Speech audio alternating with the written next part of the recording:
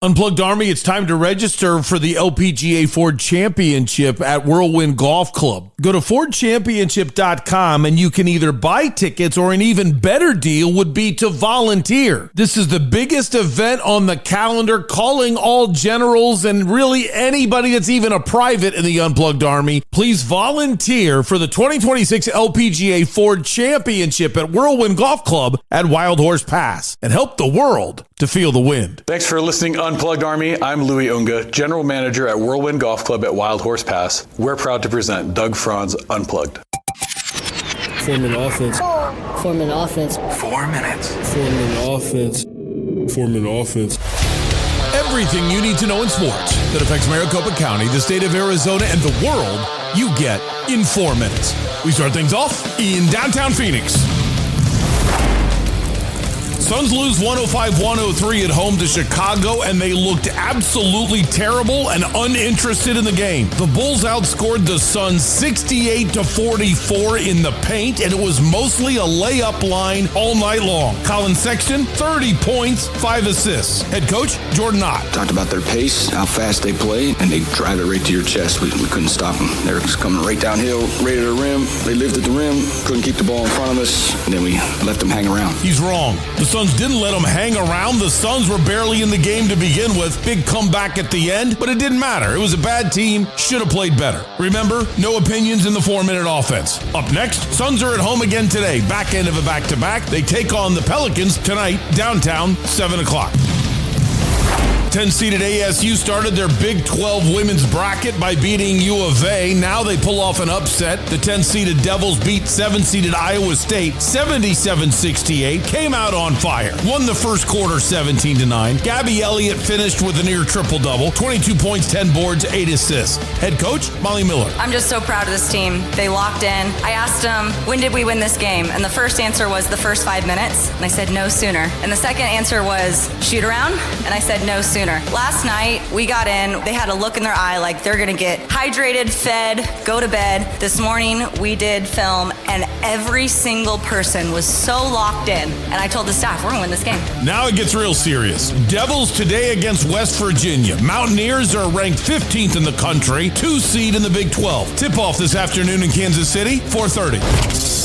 Diamondbacks a loser 8-1 to the Cubs. Ryan Nelson, 2 2/3 of an inning. The first 2 batters reached and scored. Ginkel pitched an inning, gave up a run. Ryan Thompson pitched an inning, gave up 2 runs. Only pitcher that looked good was Dre Jamison, who pitched a scoreless inning. Jordan Lawler, Pavin Smith, and Gabby Moreno all went 1 for 3. Up next, split squad. D-backs at home against the White Sox, and another set of D-backs on the road in Maryvale to take on the Brewers.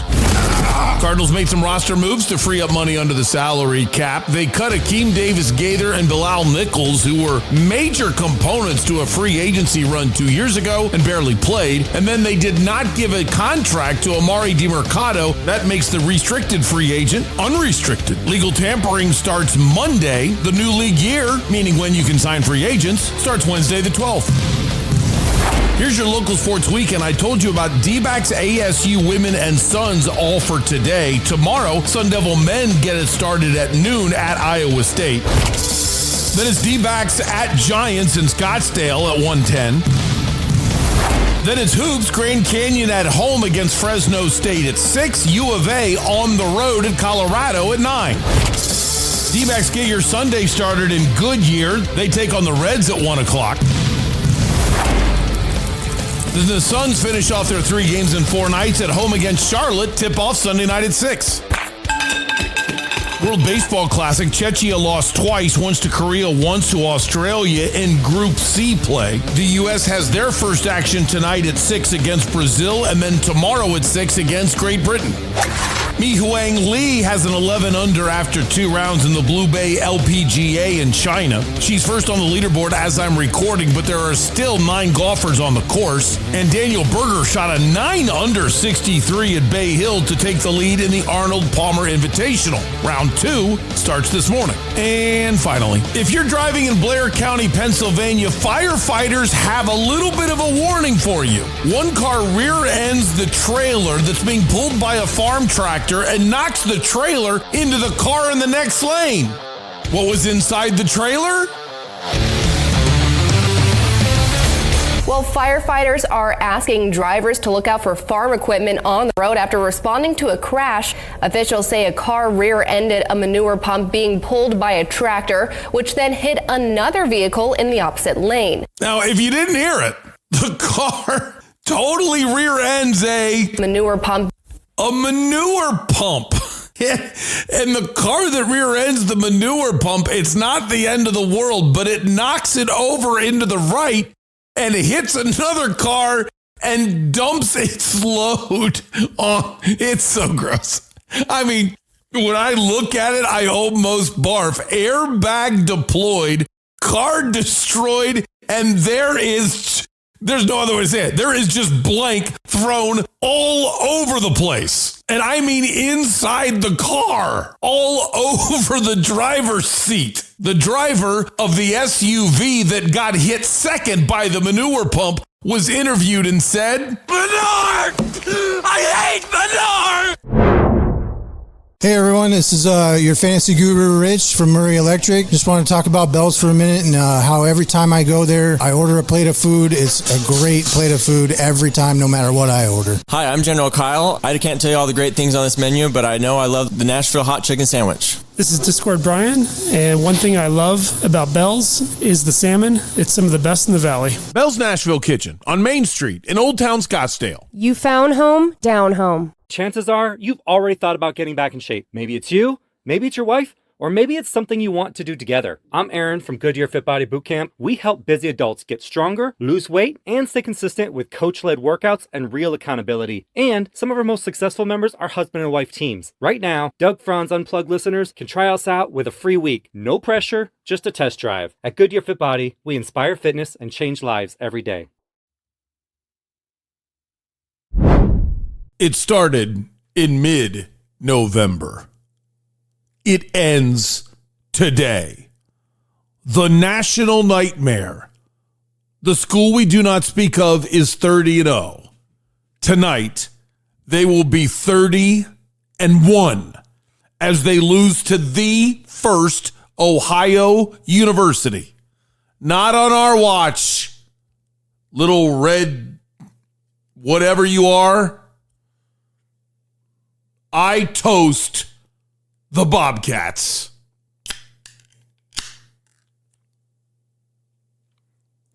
Rufus, this a Mountain Amber Ale is for you.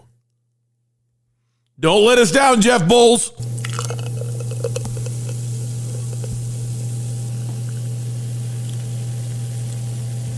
Cheers.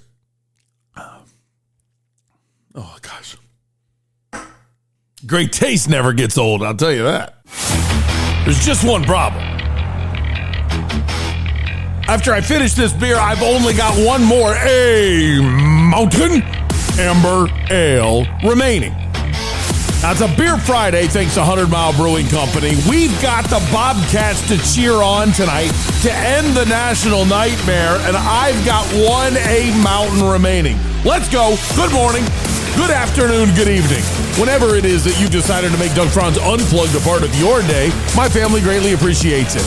My name is Doug Franz, and you have found the only podcast in the world totally devoted to the coverage of the four major sports franchises of one great American city that drops on your phone each and every weekday morning. We also cover ASU, U of A, GCU, the Rattlers, the Rising, and the Merc, and the Bobcats.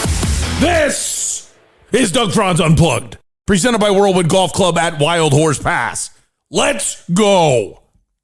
O-H-I-O-O-H-I-O-O-H-I-O-O. Come on now. We're not letting it happen. Not in our house. Let's go. This is not fake enthusiasm. This is life. Don't ask me if I really think we're going to win. They're the best team in the MAC. We're probably the fifth, sixth best team in the MAC. Let's go. No reality check. Let's go. If it wasn't for this game tonight, I would be so mad at the Suns right now. I would be so livid. But I admit, I am being personal instead of professional today because my focus is so in tune with tonight and not the trash I saw last night. That is seriously how I feel. Oh, by the way, how are you? I forgot to ask. I don't want to admit to Sue. Hopefully she doesn't find out. I have about 6 or 7 of the other beer. I'm not going to give them the plug because I tried for years before Sue started 100 Mile Brewing Company to give them all the plugs that they could ever want, thinking at some point that they're going to find me and advertise. And since they shunned me, I am so happy to have found not only 100 Mile Brewing Company, but I do say better beer in an A Mountain Amber Ale. And I have to admit, they ran out of A Mountain last week. And I drank something called Something Devil. And I was like, yeah, it's okay. It's okay. But then I'm normally not an IPA guy, but it's not the hoppiness. I don't mind the hoppiness of the IPAs. It's the fruit. So many people have fruit in their IPAs, and I forget what it's called, but there's an IPA at 100 Mile Brewing that is not fruited. And listen, I love fruit and I love beer, and I don't see why you put them together. So I'm not a fruit my beer kind of guy. And whatever IPA I was drinking last week, it was good. I was happy. I mean, I'll never order it without it. Now, one thing I don't know is what are the rules of you owning something and then eating and drinking there? Because you have to pay your staff, and what if you have profit sharing with people? You can't just be mooching your own food, because if you're not paying for it, then they're not getting what they did. I don't know how any of that works. I should ask Mikey that question, because here's why. I'm actually, you're going to mock me. Like, until you eat there, you're going to think I'm ridiculous. But the places that we have advertising with us, it's insane. I'm being straight up with you. The wings at Civlik, the pizza and caprese at Slice House by Tony Gemignani, and the Nashville hot chicken sandwich. And with me being a Catholic in Lent, today's Friday, and therefore I'm thinking about the Bell's Nashville Kitchen Cajun shrimp pasta today. And it's not a sin to think about meat. So I'm also thinking about, I've been really dying for the iceberg wedge, I don't know what they call it. It's been so long. That's terrible. The Nashville hot chicken iceberg wedge. There you go. I've been thinking about that a lot lately. And you can never go wrong with a Burrito Express burrito. Like, I am so happy with the places that are advertising. The food is so legit. And yet, where are one of those here in Goodyear? Like, I want one. I need one. And so I'm in secret negotiations with Jennifer to get serious about possibly talking somebody into it. And I'll never forget one time I brought it up to Mikey. I wanted a Bell's West, or like a building that's got Bell's on one side, Burrito Express on the other, right? I want something like that. I'm talking to Mikey about it. And I said something about investing. And he goes, oh, no, there's other ways to be involved. full well knowing that my idea of investing is not exactly what an investor would have as an idea of investing. So I want, which is the whole point of Lent, I'm sure, is to want. But that's what I'm thinking about, is I want a Goodyear Slice House. I want a Goodyear Bell's. I want a Goodyear Burrito Express. Let's go. Let's go. Man, that sounds good. Oh my gosh, it sounds good. So anyway, that's what I've been thinking about. Or, if we get to Slice House, I'm sure that we would get 100 Mile Brew, because we are within 100 miles in Goodyear. You might say barely, but I don't care. We are. So we can have that. I'm ready. How are you? I'm excited for the Friday. Still, I am a little irritable about last night's Suns game. It was really, really bad. Really bad. We've got a lot to talk about that. I am jacked up about tonight. We got to get this. I mean, we got to get this. This is, cannot let them go 31-0 with a win in our building. Let's go. I can feel it. Oh, I have to show you this. Don't tell them I did this, okay? If you see this. I'm going to try to talk to Yoda, the old producer of Doug and Wolf. And Yoda was the master at this. I'm not really very good at it. But he was the master at taking funny comments. Well, comments that are funny on their own, but when they're heard out of context, they're hysterical. And then he would make what we call drops in the business, where you would hear a big voice say something that's totally not in context with what was actually being said. You know, I mean, we had one on the old show where it was the philosophies of Wolf. And then Wolf said, hey, it's like my barber always says, pimps are people too. And it was like, wait, what? What barber says that? What are you talking about with your barber? I mean, Wolf would just say the weirdest things. Or he'd screw something up like the famous, he wanted to talk about it on a case-by-case basis is what you should have said. And Wolf said, oh, he was referring to a base-by-base cases and said it, I mean, just didn't even know we said it. Like, I start laughing and nobody believes me that he said that. And then they had to pull it from the logger and play it so everybody else would believe me that that's what he said. It was fantastic. So I have taken the liberty. I want to send this file to Yoda and say, make me some kind of open, as we call it in the business, for the interview every Thursday when we're shooting the bull with Bobby Mack.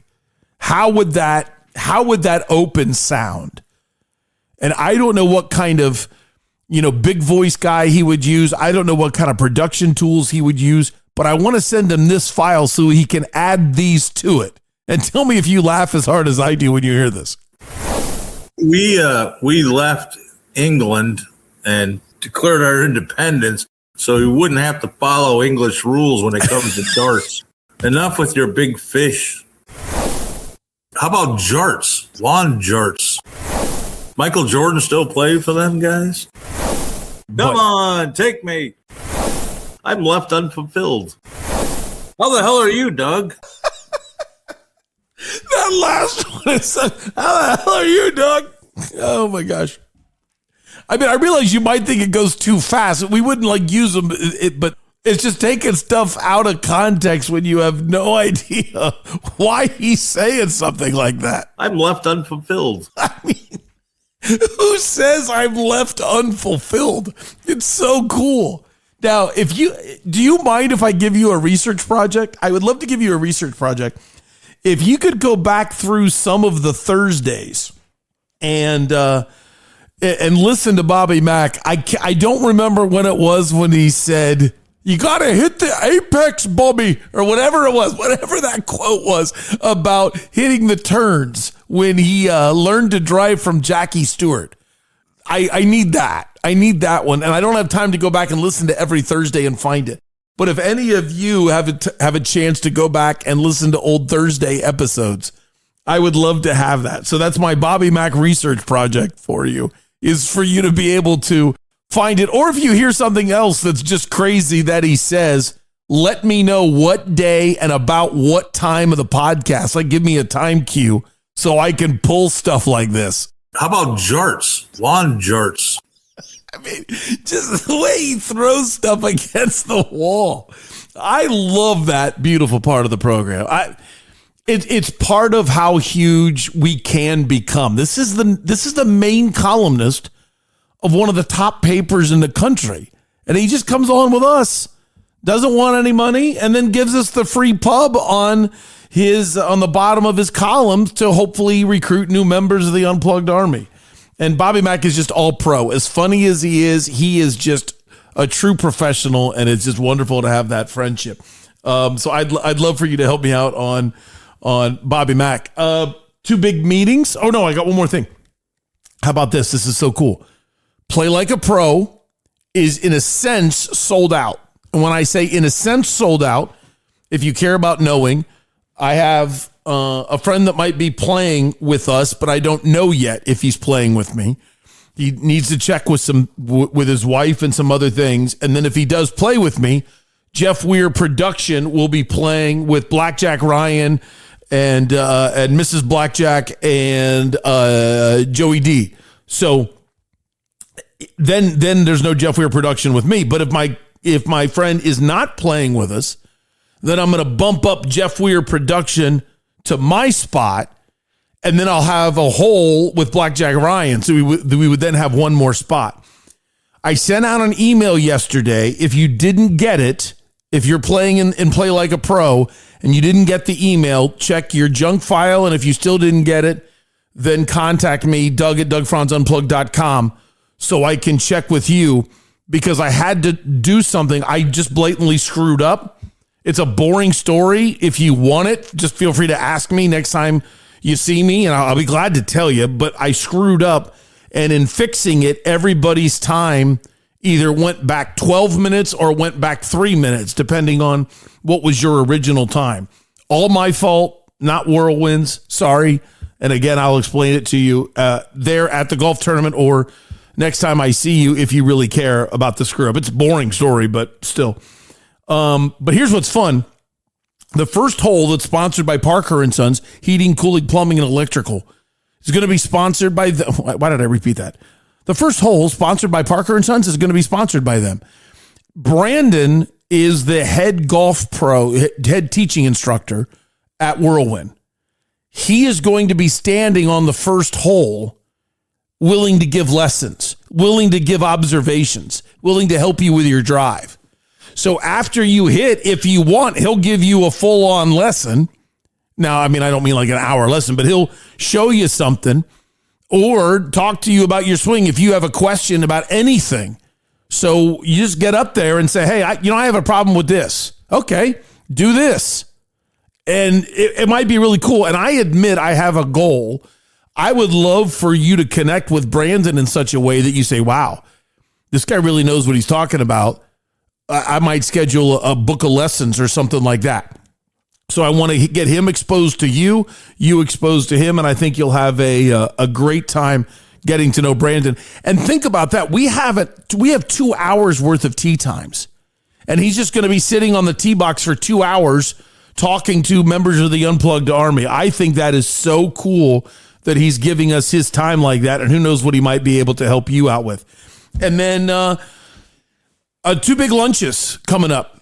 2 big moments coming up. Today, we've got a TV lunch, and on Tuesday, we've got a TV meeting, 2 different companies, and I'm really excited about that. But I told you about, 2 weeks ago, a week ago, I'm in a great place. I feel like, hey, if it happens, it happens. I want to make sure that I don't make mistakes of the past, but at the same time, I'm ready to grow. But only if it's right, instead of kind of like pushing me forward like I was doing before. Just sit and listen, and I'm excited.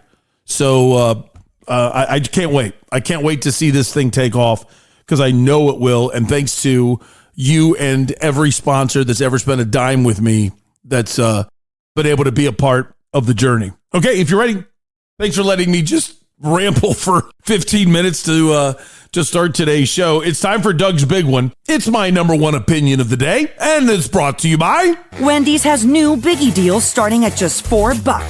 So now you can decide how biggie you want to go at Wendy's. Let's roll. Doug.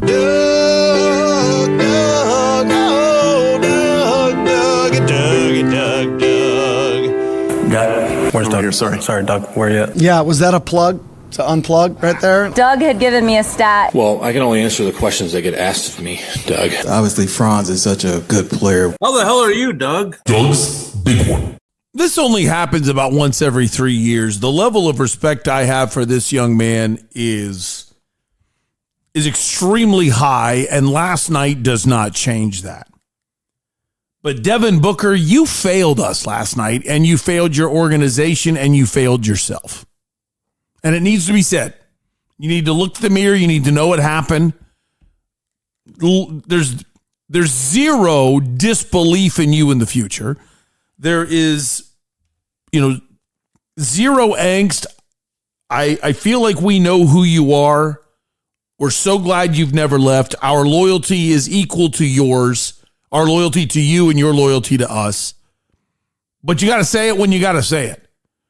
That was a pathetic performance by the organization last night. And we should not have to rely on Dylan Brooks to provide the energy and professionalism. I have zero doubt in my mind the Bulls had no chance in that game last night if Dylan Brooks was playing. None. But for some reason, without Dylan Brooks, a group of guys decided we've arrived.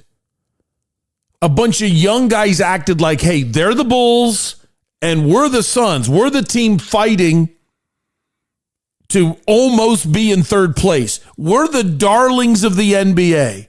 Our coach is going to be coach of the year. We're doing great. And you guys look down on an opponent as a 7 seed. You're the 7-seeded team. You've never won a championship in your history. And all of the players on your team do not have a track history of massive amounts of success. Jalen Green, you've already been traded. The Rockets said you're part of the problem. Malawach, you did not win a championship at Duke last year. Rasheer Fleming, St. Joe's. You're A10.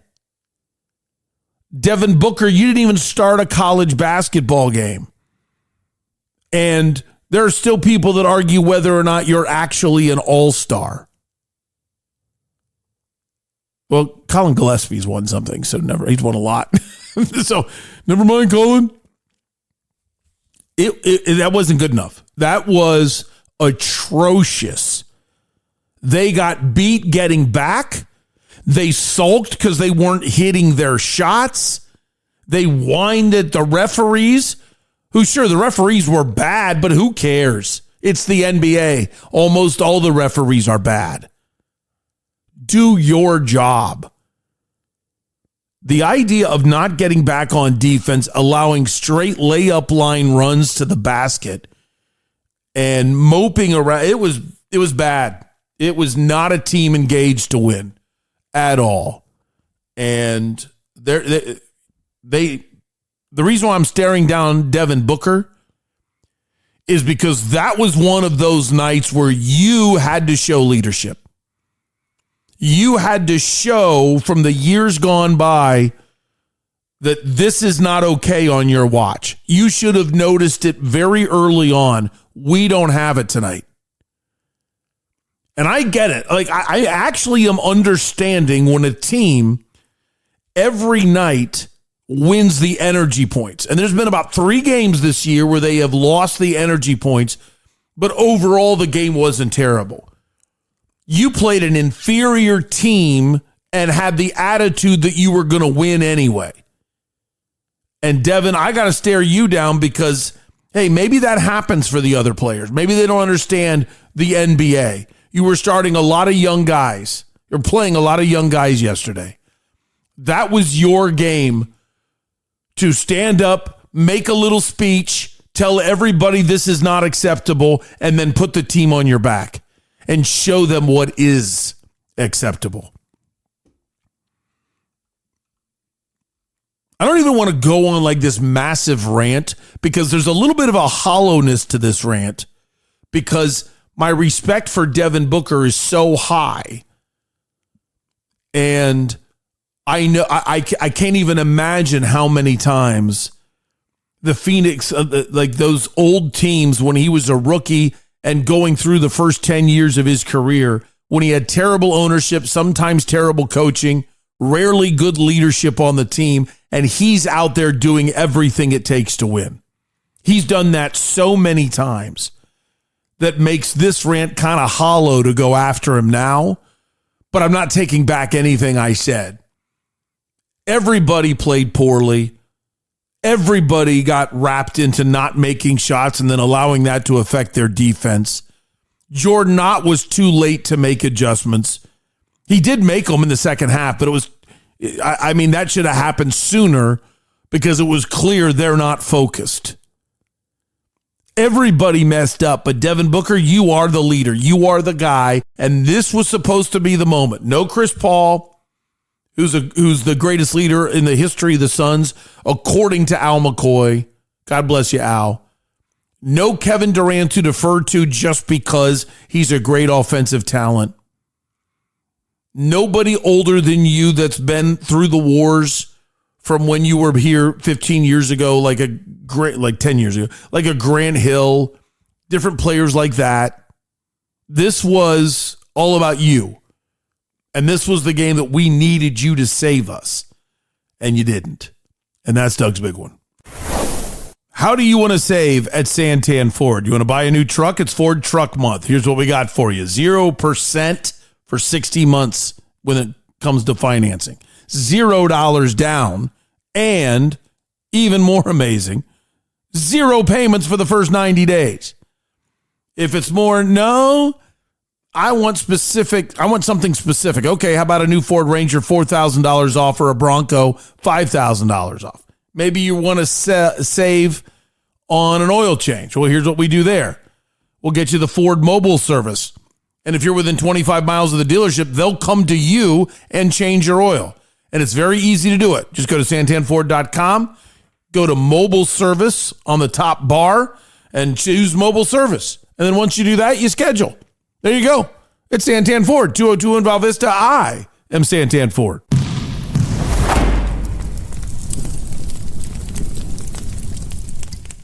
Obviously, it's not all Devin Booker's fault last night. But when you're the leader and you didn't lead, then that's my opinion. Bulls a winner 105-103. Colin Sexton had 30 points, 5 assists. These two stats are so damning that even if you didn't see the game, as soon as I tell you, you'll know all you need to know. Points in the paint, the Bulls won 68-44. So 24 more points in the paint. Fast break points were 22-10. Plus 12. Now, you can't add that up because a lot of the points in the paint were on fast breaks. So that's the same 2 points in 2 different categories because of the lack of hustle last night. Yes, Chicago is quick. I don't want to sugarcoat it.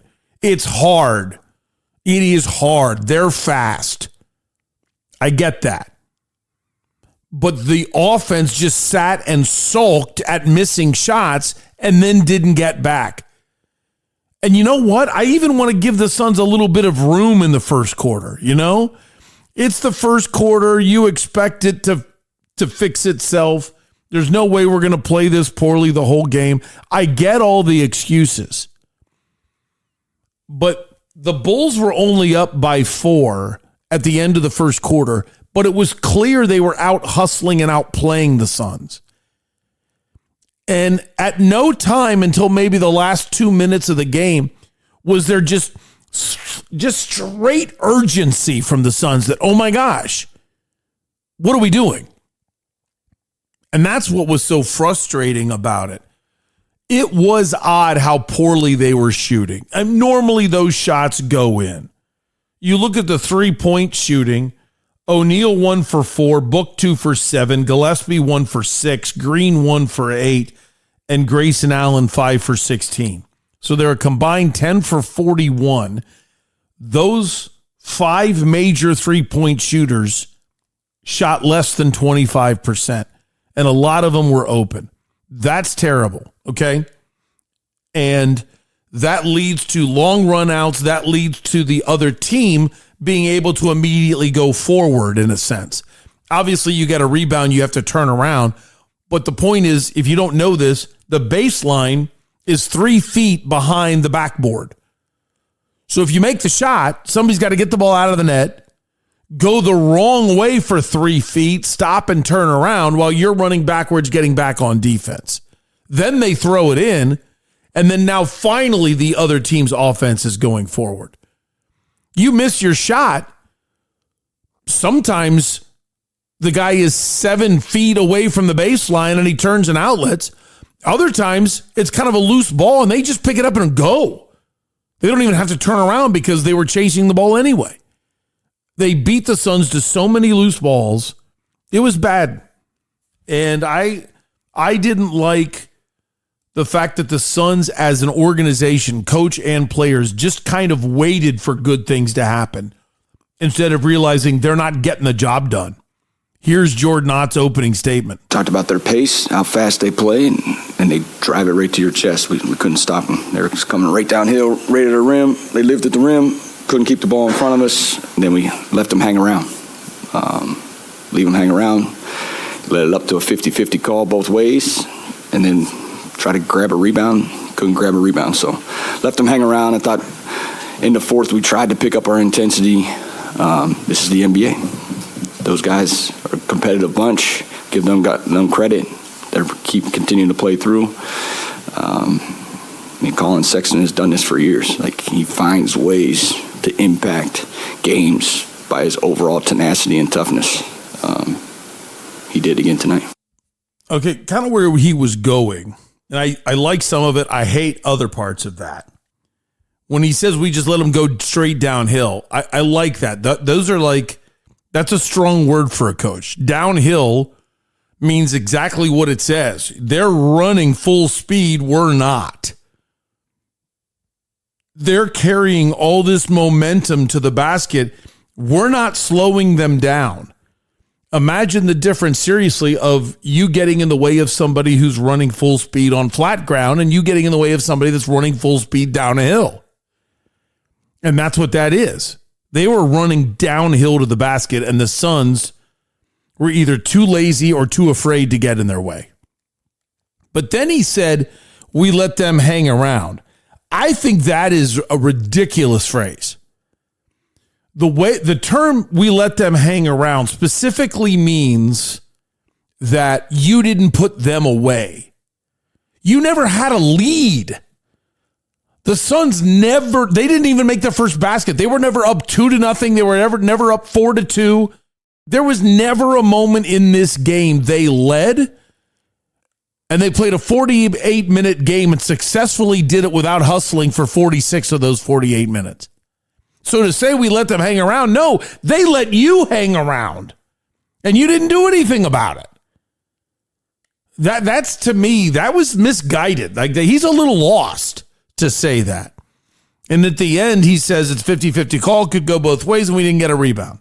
If you didn't see the game, what he's referring to there is simply that Jalen Green drove the basket 1-on-3 late in the game to take a 1-point lead, blew the layup, and didn't get the foul call.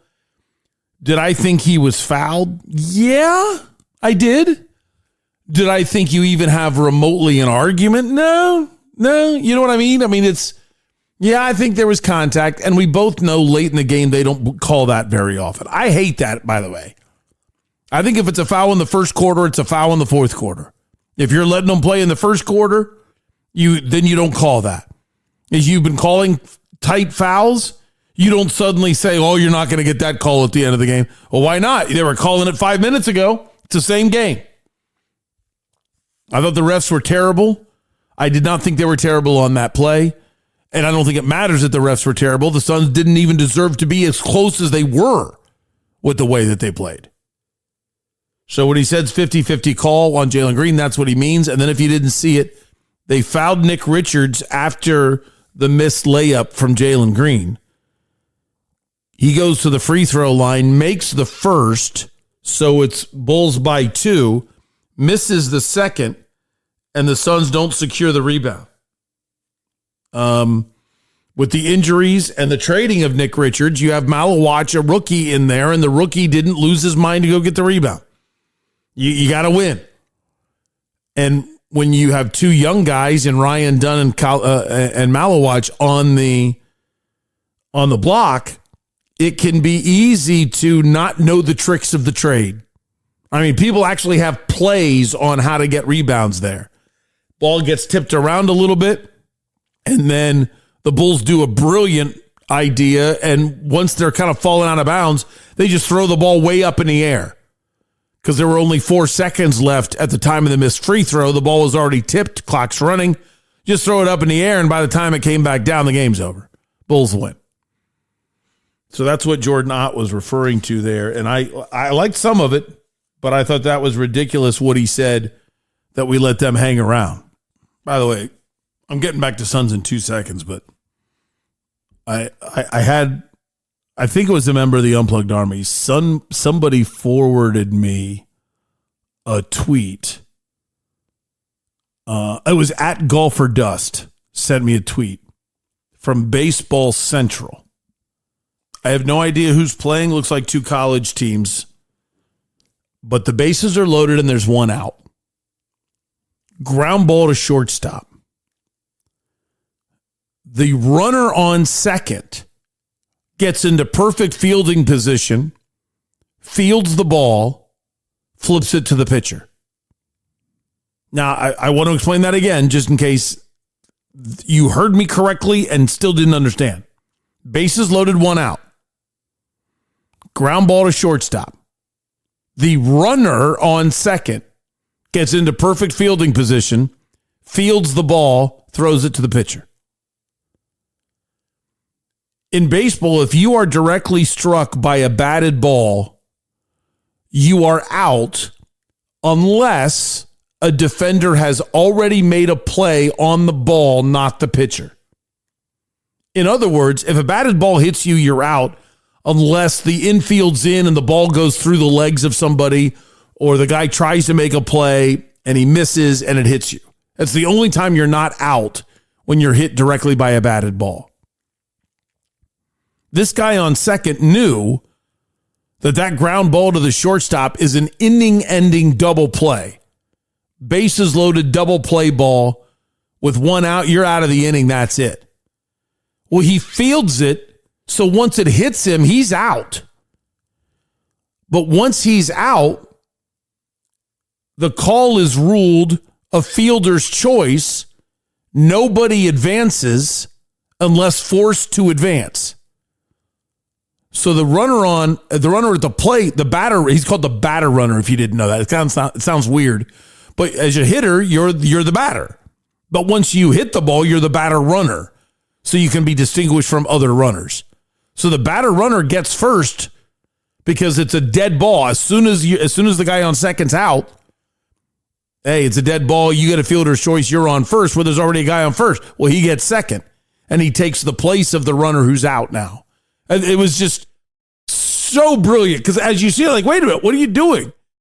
And then you realize the shortstop's right behind the guy. Okay, why did I go crazy? Because that play by the Bulls at the end of the game was just so brilliant, to throw the ball up at the air and waste the remaining 4 seconds before the Suns could foul or do anything. It was really, really smart basketball, and I love to see smart basketball. Okay, we talked about the Bulls going straight downhill. Here's Jordan Ott. Again, credit to them. They play at a pace that is hard to keep up with it. I think multiple teams like that do in the East. We all have league pass. We see the different pace that they play with compared to some of the nights that we, in the West. That's what they've done. They've done it for multiple years. And then I just think their overall intent to get into the paint, especially those guards. I thought Trey Jones was great, especially in the first half. And then Sexton's ability just to get downhill and his just overall grit. You could feel him willing their team to a victory. I like how he said that. He is not trying to call out Book. I'm not putting words in his mouth, but I'll use the words from his mouth, and I'll call out Book with him. That's exactly what happened. Colin Sexton willed the Bulls to victory, and Devin Booker did not. Now, again, is the loss really Devin Booker's fault? No, it is not. It was a team loss, but you are the team leader, and you did not elevate your game to the point of intimidating your teammates. Like, this isn't happening on my watch. He didn't do that. My biggest deal here is this is such a mentally tough team, and they played mentally weak. They were not making shots. They weren't taking bad shots. They just weren't going in, and that stinks. It really does stink. And what does that have to do with your defensive effort? It was almost as if the guys really thought there's no way the Bulls are going to beat us, so eventually these shots are going to go in, so I don't have to get back on defense. And they got run over. They got absolutely run over. And I'm really disappointed that they allowed their offense to affect their defense, because that's not what a competitor does. I thought first quarter we some of the shot making didn't go our way. They're early, but that's the game of basketball. You turn it on every night. Some nights it doesn't go in. At some point over the course of the game, you hope it breaks your way. We never quite got there. And again, I think we tried to pick our spots. There's just too many possessions we wasted early. We talked about it at halftime. Couldn't come out and fix it. And then I thought Amir's energy really helped us as the game went on. And we tried to win some of those 50-50 balls when some nights it just doesn't fall for you. A lot of times I really love Jordan Ott's outlook. Last night was not one of those nights. He has an incredible presence to him like a veteran head coach. So bad things happen, and it's like, hey, this stuff happens. And he makes you feel like, hey, it's okay because now we're going to get out of it by doing this, whatever it might be. And it is true. Some nights you're just not going to have it. But he has built up the cachet this year. I'm going to kind of go Torey Lovello on him. He has built up enough to have last night have been the night. Who knows what he said at halftime? But I mean nuclear meltdown at the beginning of the third quarter. And light these guys up. The famous movie Bull Durham. You lollygag the ball around the infield. You lollygag the ball. Well, that speech happens after Crash Davis is talking to the manager. And the manager says, I just can't, I'm not reaching these guys, blah, blah, blah. And he goes, they're kids. Scare them. And then all the guys are naked in the shower, and the manager runs in and throws all the bats, the bat bag, and a whole bunch of balls all over the wet shower floor. You guys, you lollygag the ball around the end. You lollygag the ball around. You lollygag to first. You lollygag around the bases. You know what that makes you? And then nobody says anything. And he goes, Larry. Larry says, lollygaggers. Like, hey, here's an answer. And the manager says, lollygaggers. Guess I could have pulled that and I didn't have to do it all for you. But point of the matter is, last night was the night to scare them. Last night was the night to let the young players know, we don't do that here.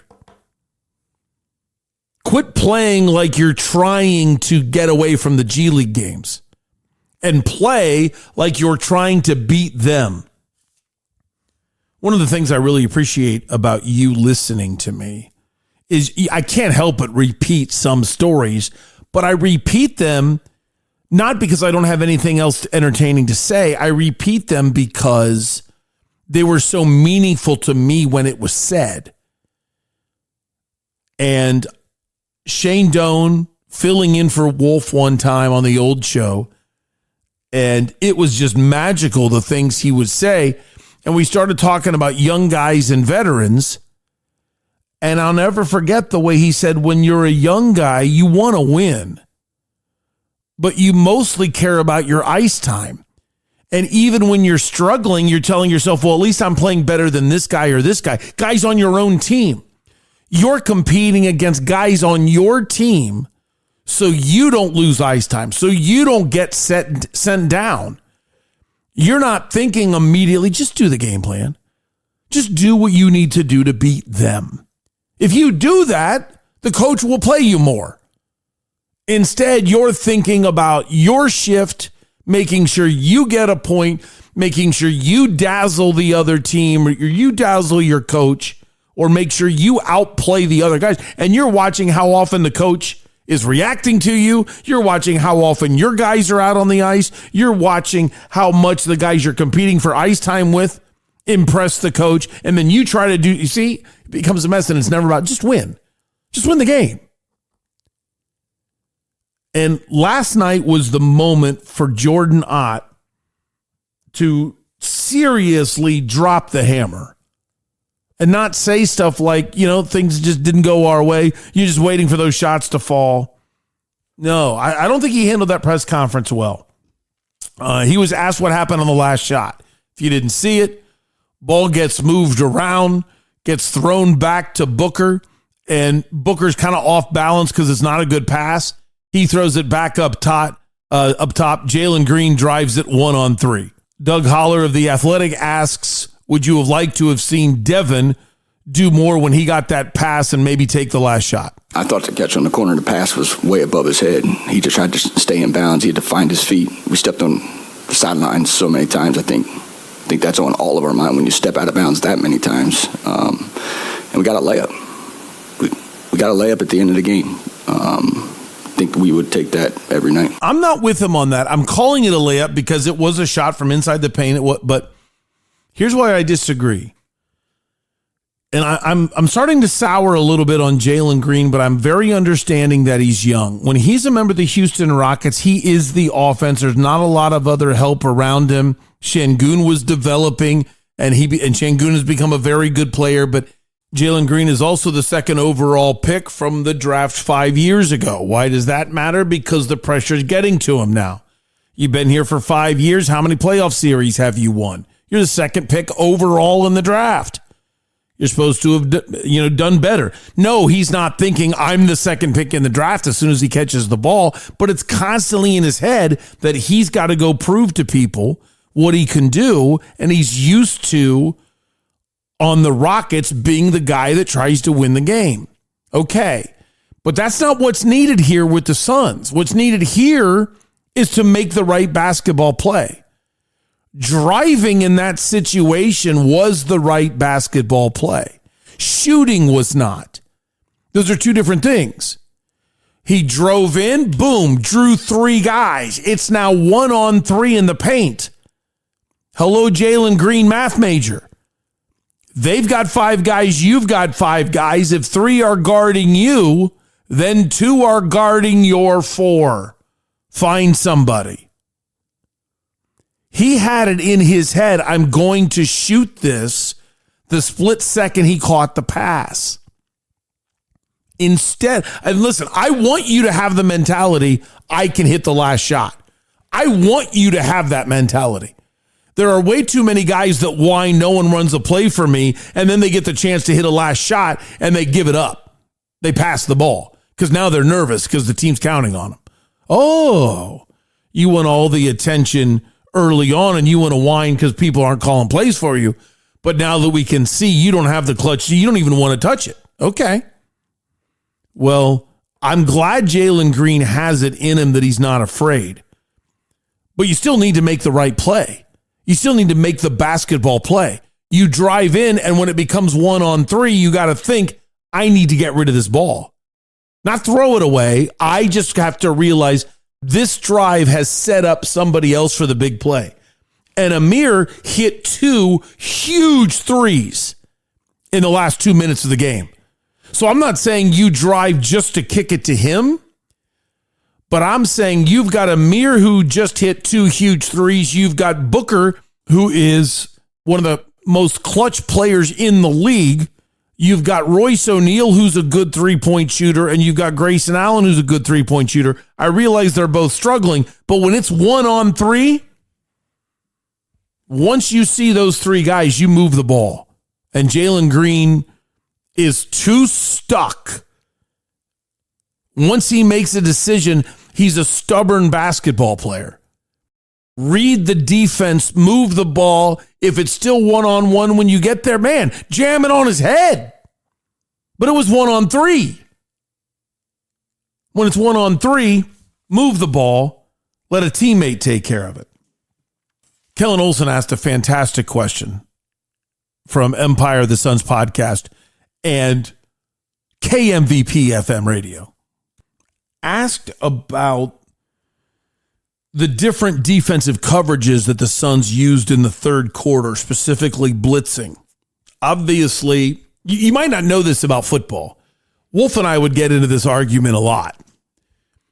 A blitz in football statistically, and I shouldn't say statistically, analytically, for stats, is when you bring 5 people. So if 5 people rush the quarterback, that's a blitz. But that's according to analytics.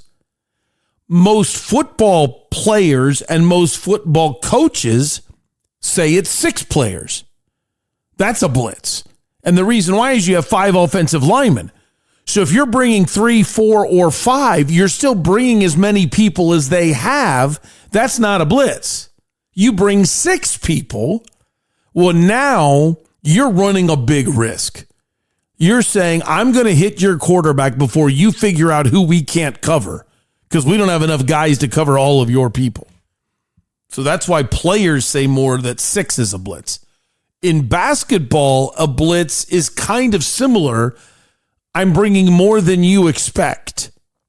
So if you're dribbling the ball up and I run up and set a screen for you, you're supposed to run your man right into me. And now you're either wide open or you're being guarded by my man. And you've got a lot of options then. But a blitz means as I bring my man to you, my man covers you, and your man never stopped covering you. The guy just keeps running. The guy that's guarding me just keeps running right past me and just tries to trap you. And that's a blitz. So now we're trying to stop you from being able to do anything. And the key is swing, swing. The key to beating the blitz is to swing the ball. Either a quick touch pass. You should give me a quick touch pass, and I need to get rid of it. Or you get rid of it quickly to somebody on the other side of the court, and I roll to the basket, and now we've got a 4-on-3 because there's 2 guys guarding you. I've left my man, and now we've got a 4-on-3. But if the blitz happens fast enough, it's hard to find anybody open. And normally what happens on a blitz is your teammate that's not with our teammate, you and I, because you're the one dribbling, I'm the one coming up to screen you. One of our other teammates is not paying attention enough to realize there's a blitz happening. That's the key. It's usually not the guy dribbling. You need every player on the court to anticipate having the ball every second. What are you doing to make yourself available?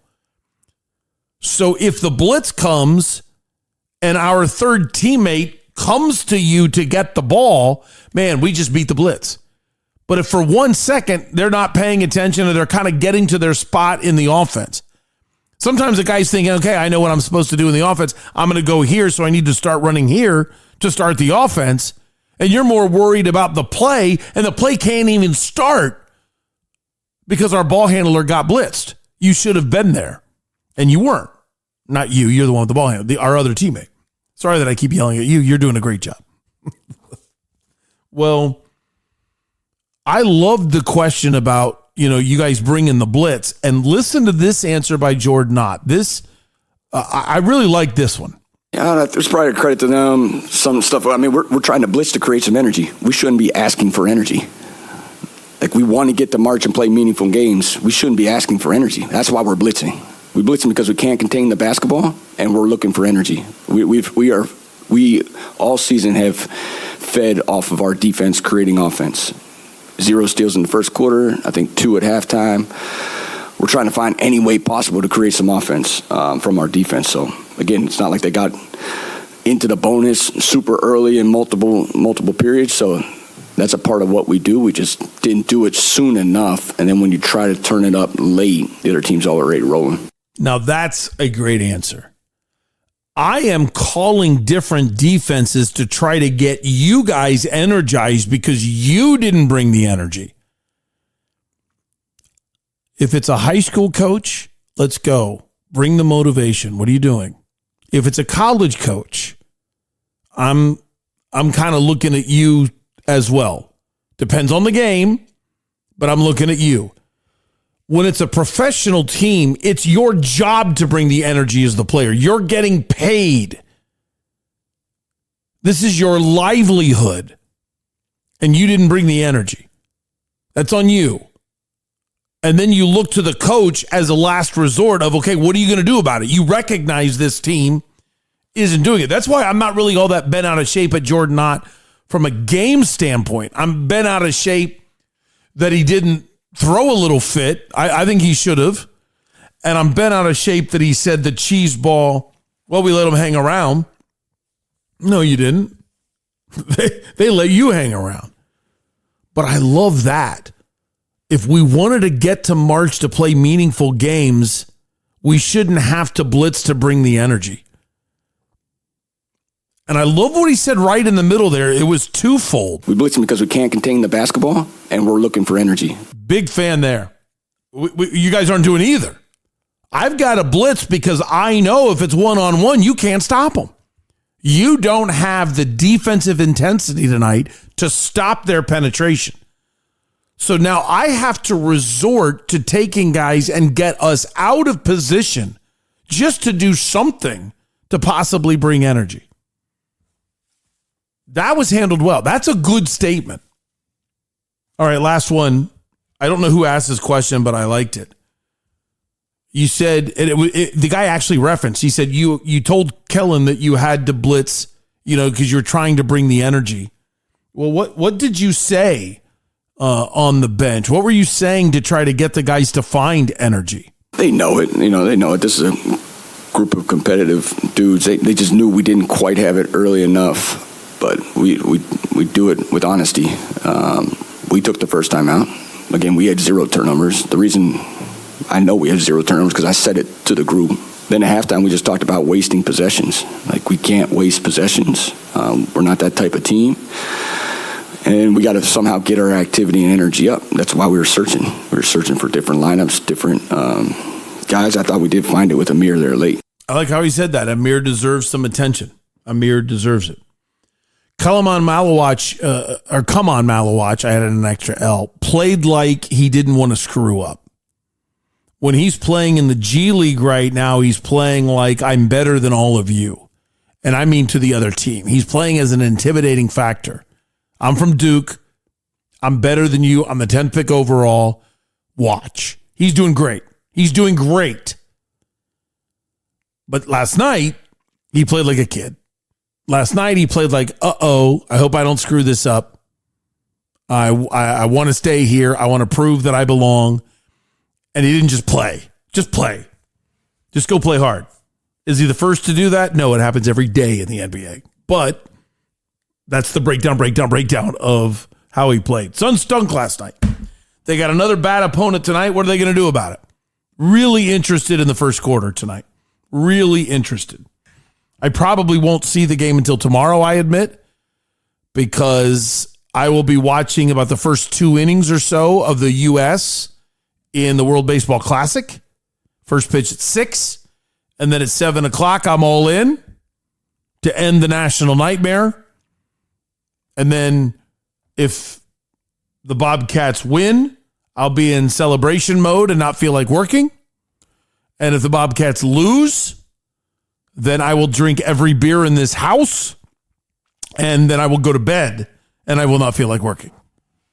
So I'll check in on Saturday, and I will watch the Suns. All right, coming up next, 2 kind of quick segments. I just want to give you a little bit of a Cardinals rundown. I got a little bit of a beef with Monty Ossenford, and then give you an update on how the D-backs are doing so far this spring. That's next.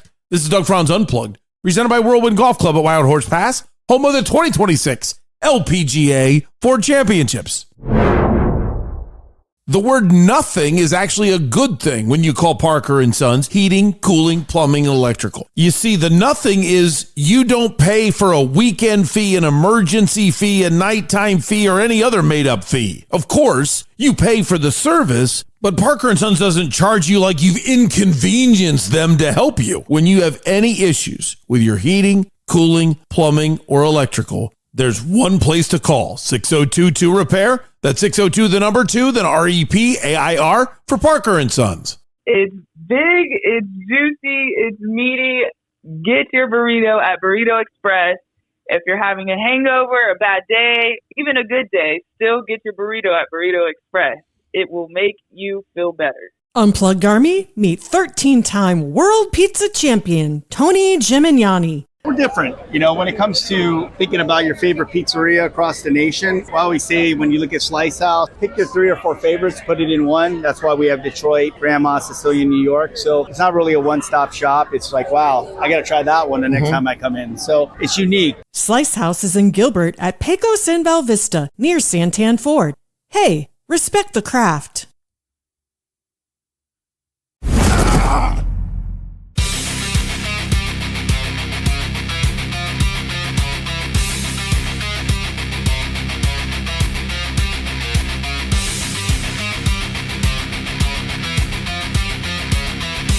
Still struggling with my lack of understanding about the Cardinals.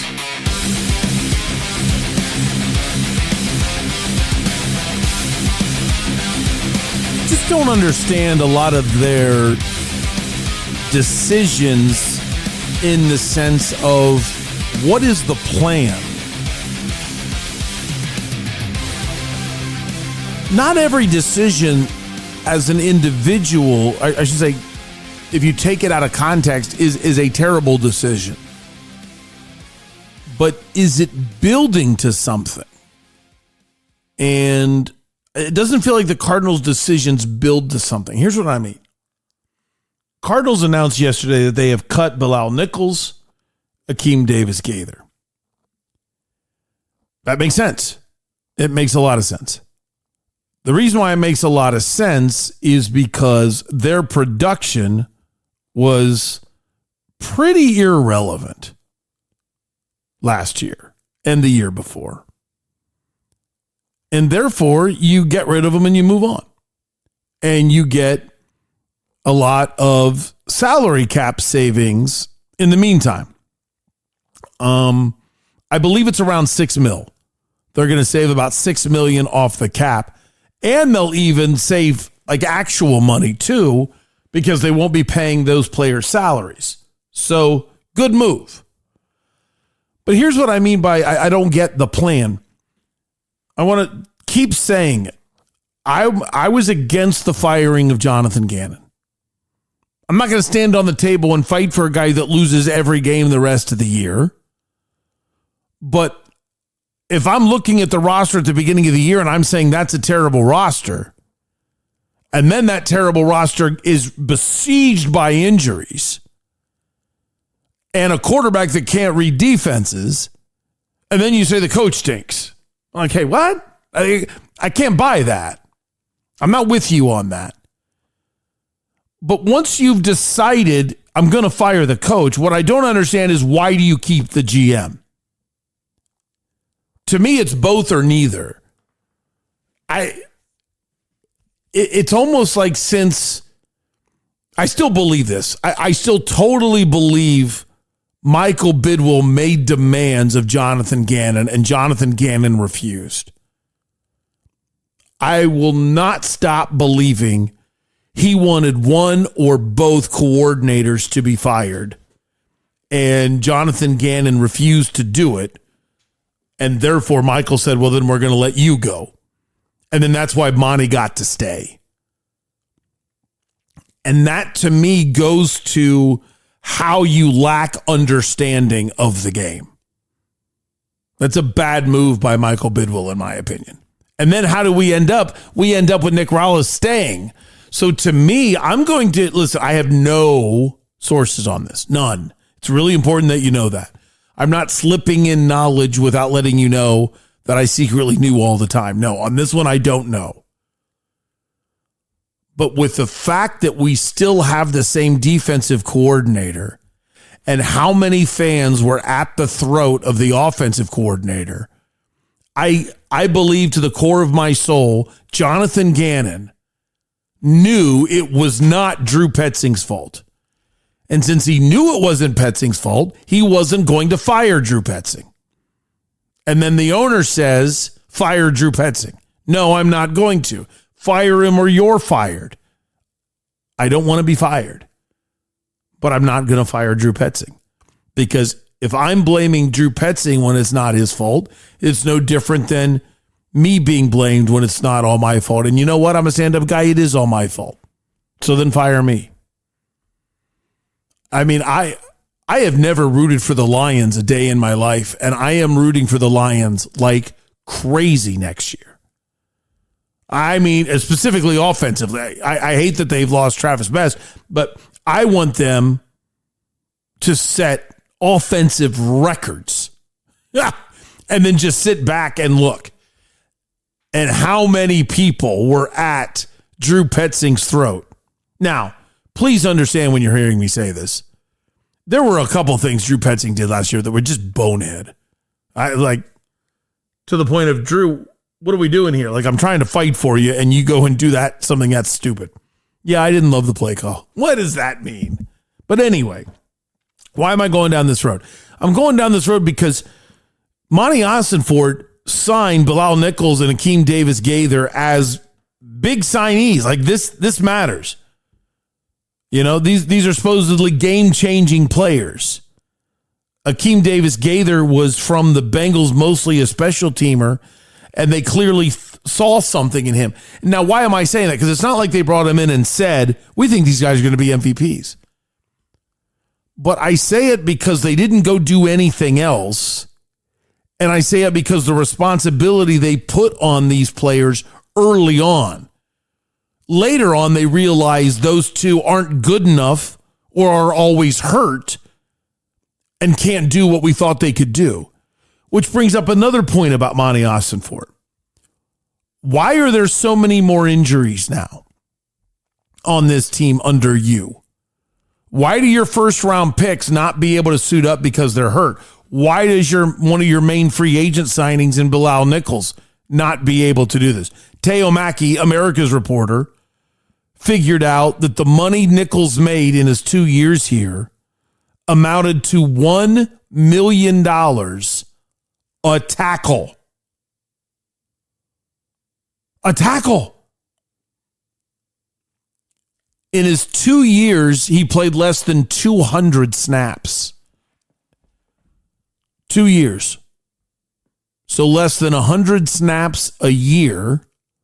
You play 17 games. I'm going to ballpark 100 divided by 17, somewhere in the neighborhood of about 4.5. No, wait a minute. I'm trying to pretend I'm brilliant. And since I'm pretty confident 20 goes into 105 times, I would think 17 would do better. So let's go 5.5. So there's the bar. Well, now I specifically want to know. So let's figure this out. He had 193 tackles in 2 years. Technically should have played in 34 games. So, Siri, what is 193 divided by 34? 193 divided by 34 is approximately 5.6764. Okay, so 5.6. Just let that wash over you for a second. 193 snaps, 34 games. He's averaging playing in 5.5 snaps a game. Snaps! I mean, that's crazy. What are we doing with this guy? Then, if he gets paid $12.8 million, with Teo Mackey's math skills, he's saying, I don't know how many tackles he had, but I'm going to guess around 15 tackles in those 5 snaps a game for 2 years.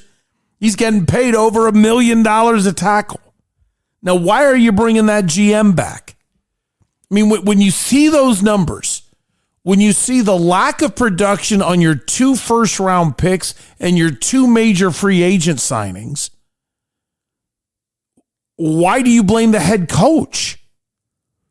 Or you don't. You blame the offensive coordinator. Okay, blame the offensive coordinator and the head coach and the GM then. So if you ask me, Doug, should they have kept Akeem Davis-Gaither and Bilal Nichols? No, absolutely not. But when you ask me how do I feel about it, it's like, well, I can't help but look at the organization as a whole and say, why are we going in this direction? Why does one move not complement the next move? Amari DiMercato is a restricted free agent.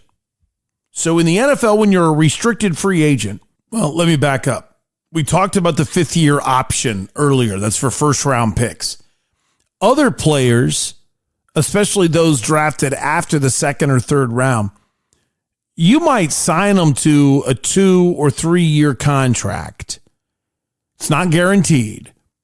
And then after year 3, you want to see what they're worth. They're now, in a sense, a free agent because they're not under contract. But they don't have the accrued seasons yet in order to be an unrestricted free agent.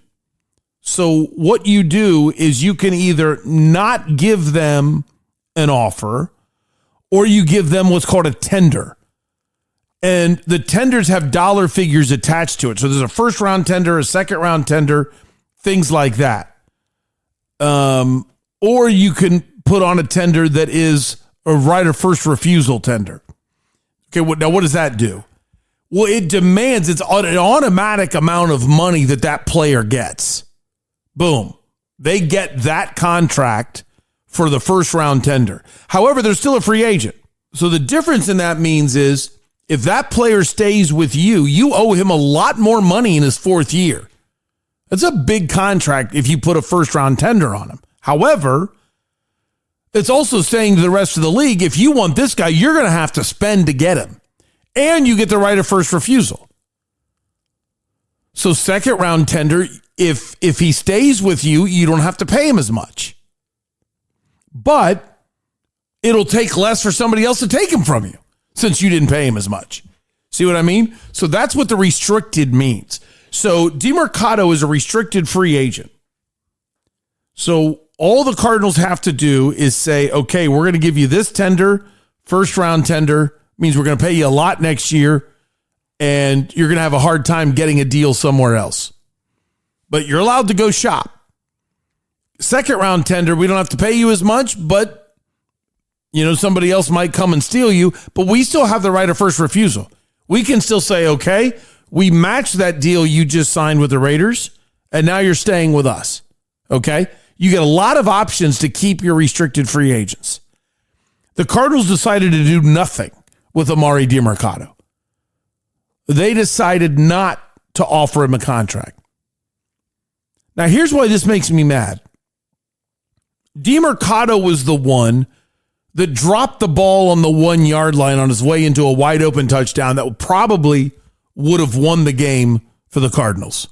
I know you remember it happening, but just to put your mind back for a second, it happened against the Titans, who was at the time the worst team in football. And it was only week 5. Like all of the losing that you remember. How does that one play change the entire complexity of the season? Maybe I'm being melodramatic and they were going to stink no matter what.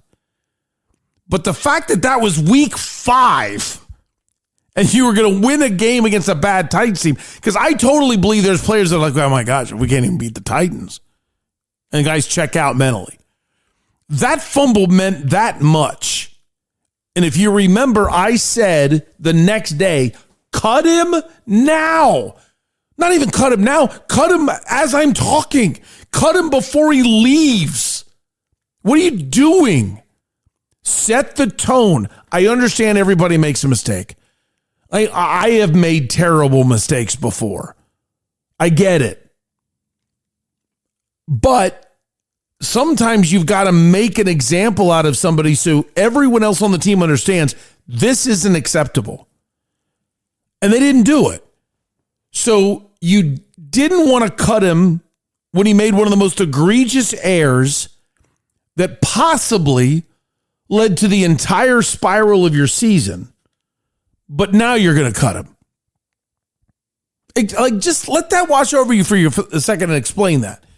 Like, if you didn't cut him because you saw so much talent in him, then why aren't you signing him right now? Why aren't you offering him a contract? It's very easy to offer him a contract. They're letting him walk away. They have all the power in this situation. And they are saying, we don't even want to match your deal. We don't even want to find out what you're worth. There's one, it's called a tender. There's one tender where you match any offer. And it's the lowest tender, so you don't have to give him that big of a contract if he decides to stay. And the Cardinals didn't even do that. So explain that to me. If you thought he was so good that you wanted to keep him, besides that mistake, then who was that talent evaluator? Who made that decision? If that's Monty Ossenford, again, why is he still here? But Jonathan Gannon's gone. If it's the reverse, where you knew you thought he was going to change and he didn't, well, then who's at fault? I just don't understand how you get both. How do you not cut him then, but you cut him now, and nobody deals with the repercussions? Nobody's accountable for that. If he was worth it after week 5 to keep, then sign him right now. You kept him this long. And if you decided we're not going to sign him after keeping him in week 5, then clearly to me, he's not that good. And now you realize it, but you're not judging any of the talent evaluators. I think I just repeated myself. It was a great point by me a minute ago. And then I decided, let's say it again. And I have no idea why. There's my beef with the Cardinals today. All right, one small beef. Cameron Jordan has 132 sacks. He's the leading sack master in the history of the Saints. He has a clause in his contract that after day 1 of the new league year, he automatically has guaranteed money for the 2026 season. Report from Adam Schefter, the Saints don't want to give him that money, so they're going to cut him soon. He is an older player, right? He's not going to come in and get you 15 sacks. But I think this is a team that desperately needs a defensive leader. And if you're dreaming about going with Jeremiah Love as a running back in the first round, I think you need to make a move for Cam Jordan. You and I both know they won't, right? I mean, they're not going to get Cam Jordan, but I'm not going to let that be an excuse. I'm going to explain what should be done. And then when it's not done, we can talk about why this organization doesn't do it. But keep an eye on that. If I'm wrong and they actually do sign Cam Jordan, I think that's a sign of how much they like Jeremiah Love at number 3. And they're going to pass on Bain or Bailey. Now, it might not be a sign at all. It might be just a sign they're too cheap to sign Jordan. And they're still going to go after a pass rusher, or they still go after Jeremiah Love.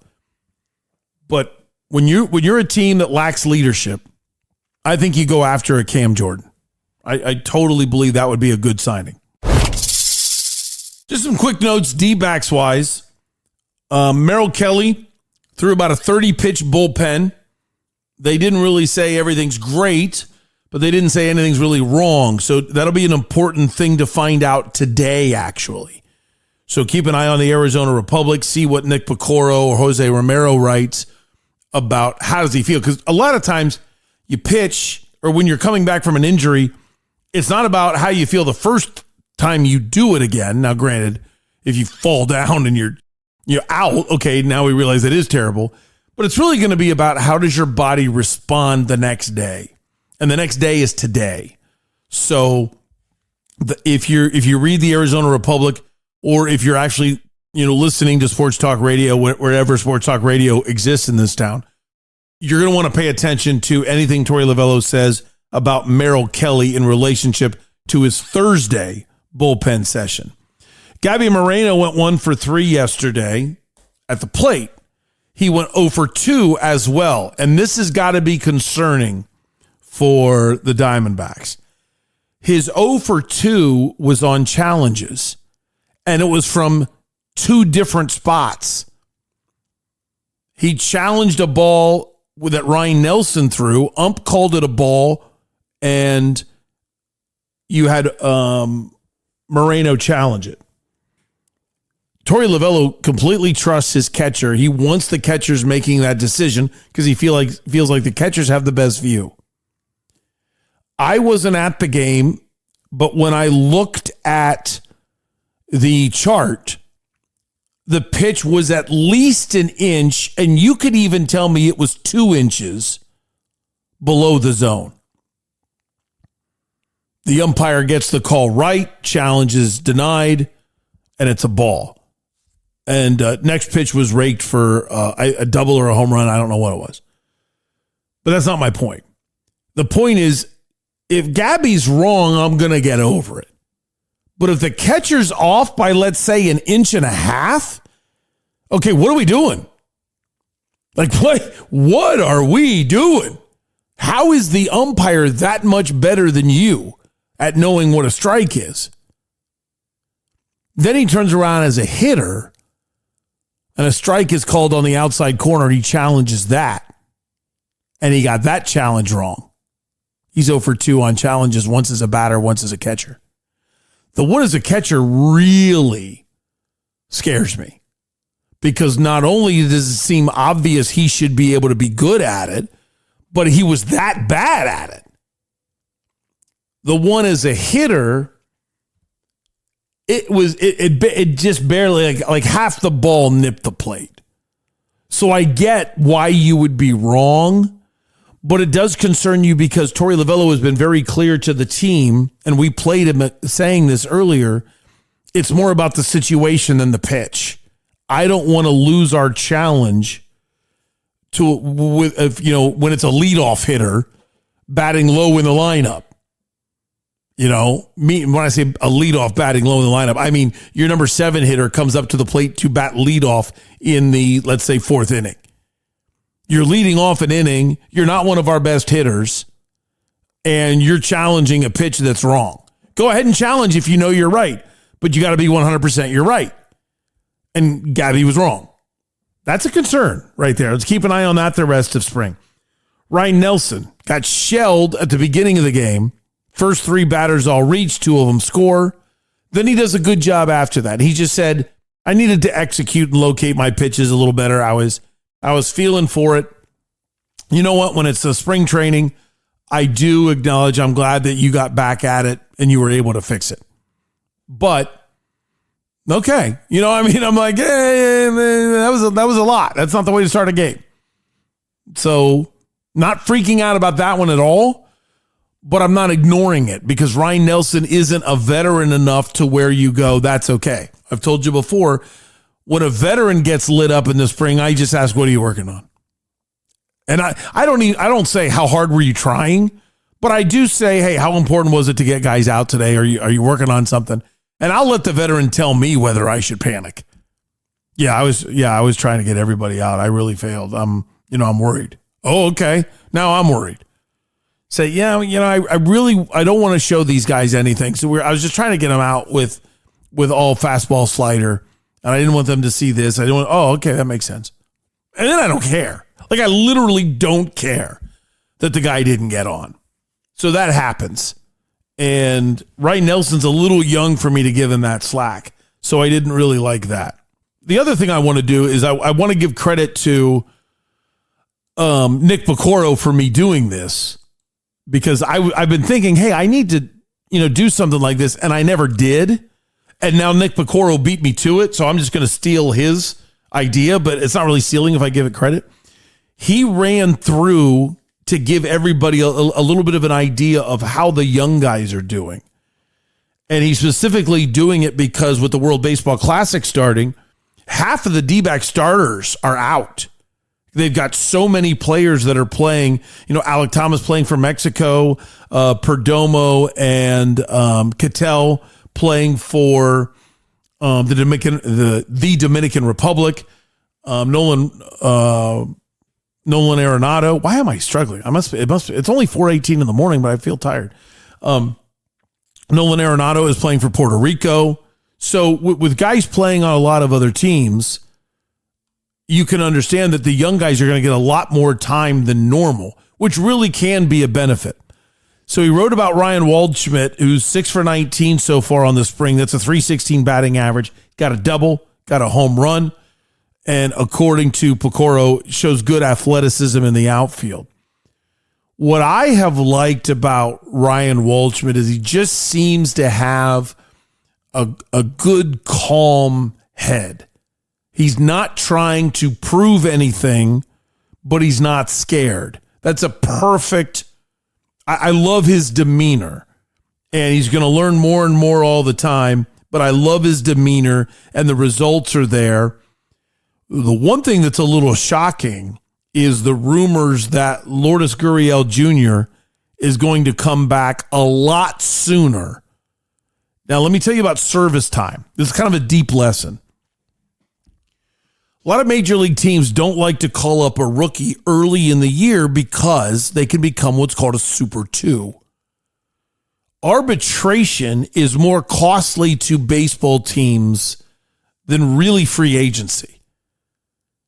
You look at a Tarek Skubal of the Tigers, who got the largest judgment ever in the history of arbitration. Arbitration is simple.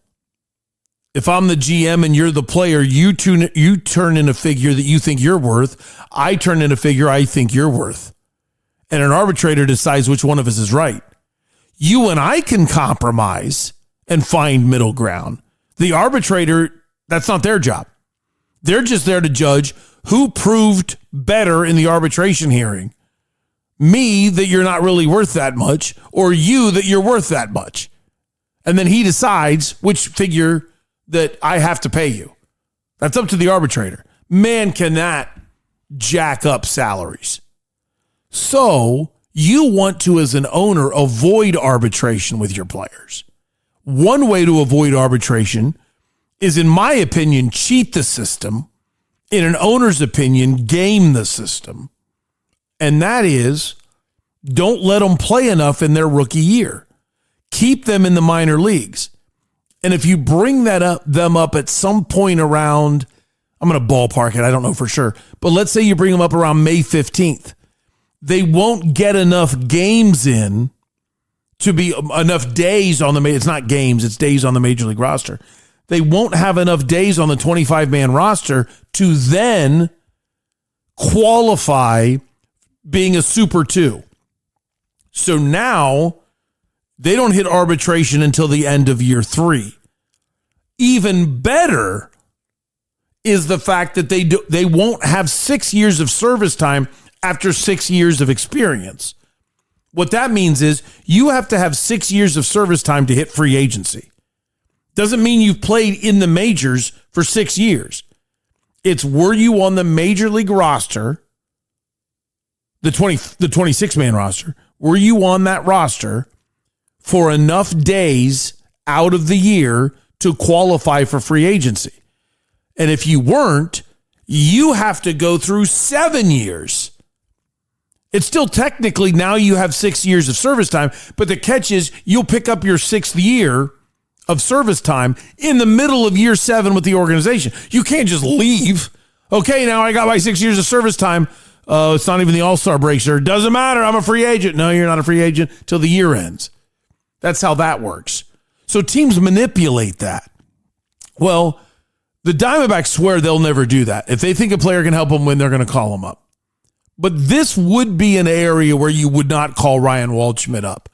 You wouldn't have him break camp with the major league club if you're confident Gurriel is coming back soon. Because then you really are burning through his service time, and you could lose him 6 years from now when you don't have to. So I understand if they don't bring up Waldschmidt, as long as they're right about Lourdes Gurriel Jr.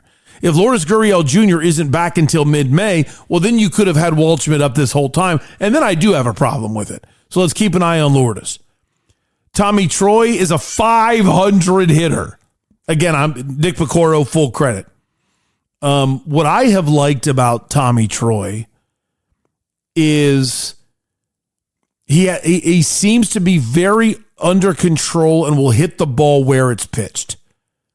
I like that a lot. When you're a dead pull hitter as a young player, you're kind of swinging wildly and you're a little scared. Up at the strike, I got to hurry up and swing. And when you have a calmness about you, you hit it where it's pitched. Because that leads to more base hits. That leads to a higher on-base percentage. So I like that a lot. According to Nick Pecoro, he's not overwhelmingly impressed with Troy as a defender. I can't remember seeing him do anything positive or negative in the games I've been to. I would guess Nick Pecoro has probably been to 15 spring training games this year. I have been to 4. So let's take his word for it. Every time I talk to somebody on and off the record, they like to talk about Jose Fernandez. And I see what they see. I just hit the microphone, so sorry for that little weird noise. Jose Fernandez has been wonderful in the field. And he's only batting .211. But I love this article from Nick Pecoro because he gives empirical evidence to back up what I thought I was seeing. But I haven't been to enough games to really judge. And here's the number. He's 4 of 19 on the spring. But all 4 hits are for extra bases. Okay. And he's put 13 of the 19 in play. So we've got 6 outs that I'm assuming are strikeouts, 13 balls in play. 10 of the 13 are above 100. His exit velo off the bat is 100 miles an hour or higher on 10 of the 30. So he's put 13 in play. 10 of them are that hard. Well, if you have 10 balls at 100 miles an hour, normally more than 4 are going to be base hits. 4 base hits, 10 balls hit at 100. 6 balls not hit that ended up being outs. Okay. A young guy that's showing me that kind of power right now, that kind of exit velo with that kind of defense. Again, I'm not bringing him up. I got plenty of people here, but I'm pretty happy with that. Christopher Torin, I don't know this guy at all. I've read about him. Haven't seen him play when I've been there. And according to Nick Pecoro, he has shown a lot with the bat, but he's been a little slow because of a wrist injury. And he's got a shortstop in his way, obviously, in Geraldo Perdomo. I have seen Lou James Groover, who's a third baseman. I've seen him quite a few times, and I like the bat.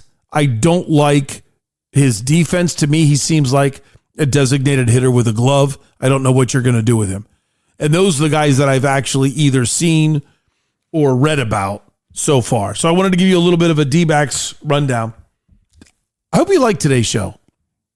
I think I did a good job, but I don't know. I think I was more informative than entertaining. Well, except for the whole Bobby Mack thing. So let me play that again just so I can feel like I'm entertaining you. We left England and declared our independence so we wouldn't have to follow English rules when it comes to darts. Enough with your big fish. How about jarts? Lawn jarts. Michael Jordan still play for them guys? Come on, take me. I'm left unfulfilled. How the hell are you, Doug? I can't. It's the one that's I'm left unfulfilled. I mean, that's not quite it. I mean, the ending of the dart of England. Enough with your big fish. Oh, I needed that. You might not have thought that was as good as I did, but I needed to end with that. Versus Vegas is coming up. Thanks for being in the Unplugged Army on Doug Franz Unplugged, presented by Whirlwind Golf Club at Wild Horse Pass. Come on, take me. What I'm most proud of with 100 Mile Brewing is being in the city of Tempe, my alma mater. And I'm most proud of building community here. The city supports us, and it's really nice to have a business in a city where you are appreciated, you are welcomed, and it's really becoming a hub for locals. We have a lot of locals that come in. We're residents that live right around. Businesses have happy hours here. And that was my dream, is actually to open up a brewery as a community. Breweries are like an extension of your living room. So if you are in the Unplugged Army, we need to be friends. There's thousands and thousands of you that I cannot wait to meet. So this is your spot. Doug's favorite beer. He likes a lot of them, but the favorite one is the A Mountain Amber Ale. So why don't you all come in? I invite you in, ask for Sue, and we'll take really good care of you. 100 Mile Brewing Company. Fresh. It never gets old. Hi, I'm Angie with Penny Royal Promotions. We decorate blank apparel, screen printing, embroidery, direct to film. Also, we provide promotional products, offset printing, tents, canopies, banners, business cards, anything you can put a logo on. Okay, Unplugged Army, if you own a business, you have an upcoming event, a charity function, golf tournament, we're the official provider of the Unplugged Army. Ask for Angie. I'm this year's Euchre champion. It's time for versus Vegas.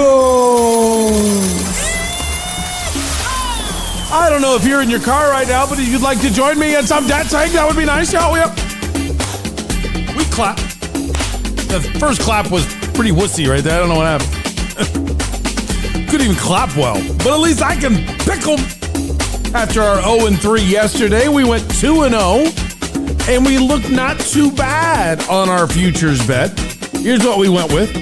Yesterday, I told you I like the Rangers on the money line, and they beat the Maple Leafs 6-2. And we took Hawaii minus the 10.5 against UC Riverside, and they won by 19.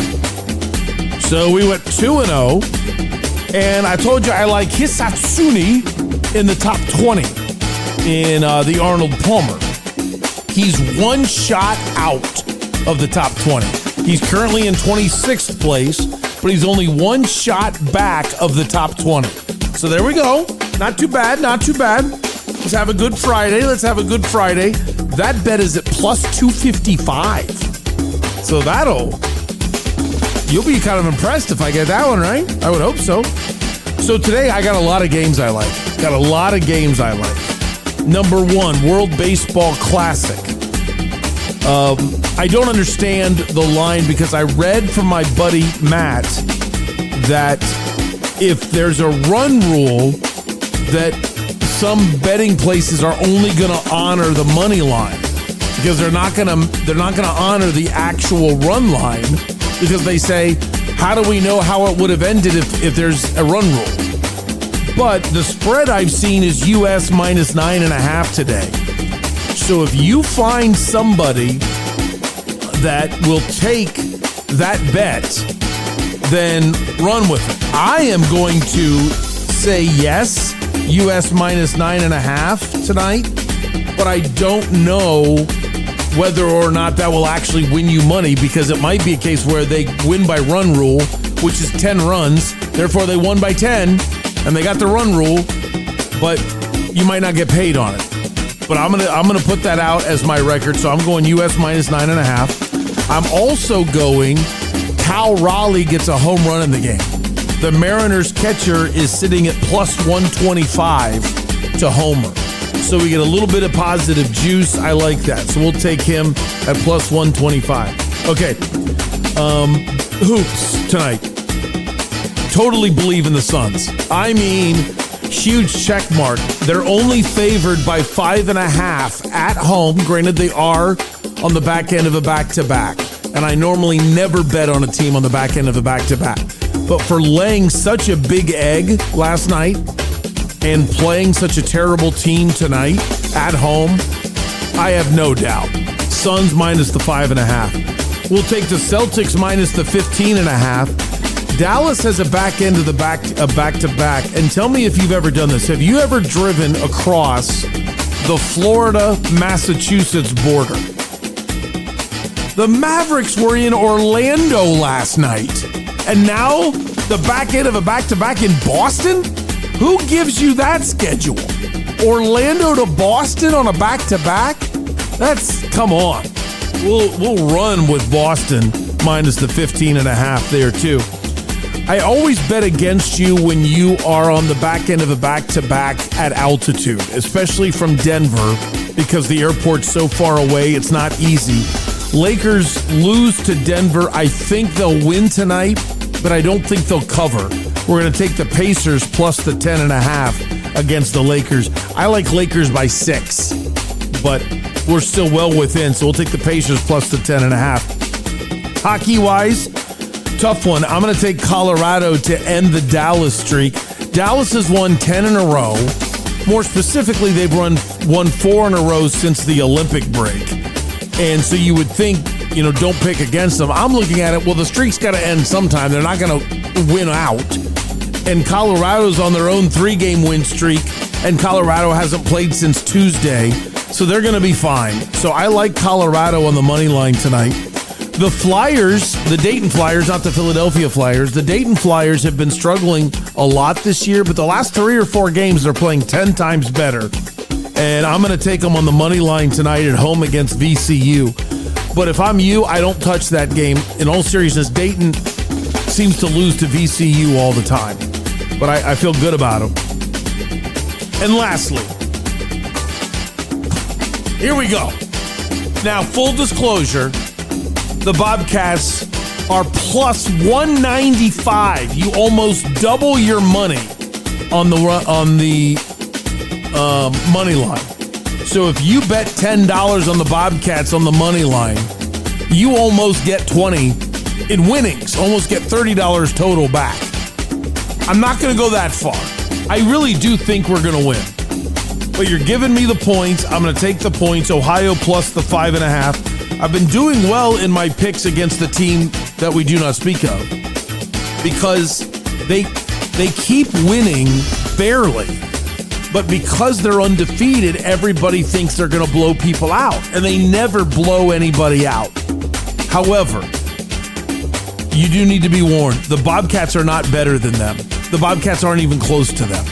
The other teams in the MAC, like Kent, Akron, and Toledo, they're good within the confines of the MAC.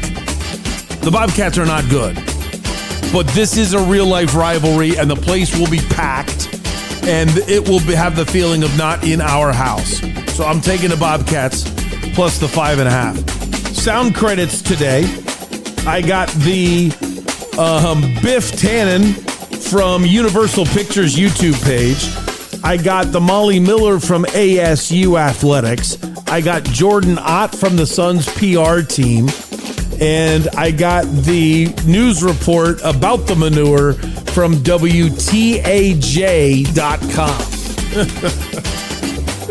That was fun. I had fun with you today. Thanks for being a part of Beer Friday. A wonderful Beer Friday with an A Mountain Amber Ale from 100 Mile Brewing Company, Scottsdale Road in Tempe. It's also right where Rural and the 202 all come together. Whirlwind Golf Club, they're ready for you to become a Whirlwind Plus member. Please join. Please jump on it. You'll also get passes to the LPGA Ford Championship if you do it. Santan Ford, 202 in Val Vista. I am Santan Ford. The original is Bell's Nashville Kitchen. Parker & Sons, heating, cooling, plumbing, and electrical. Get a burrito this morning at Burrito Express. It'll be the best breakfast burrito you've ever had. Slap a logo on anything with Penny Royal Promotions. Oh, no. Ow. Ah. Goodyear Fit Body Boot Camp, inspiring fitness and changing lives every day. You know what? I might go there today. You know what? I think I can. Wendy's and Slice House by Tony Gemignani. Man, we could get the grandma-style pizza out and have an A Mountain Amber Ale at Slice House today. Miss you, brother. Doug, thank you so much. My best to your listeners, and keep up the work on Doug French Unplugged.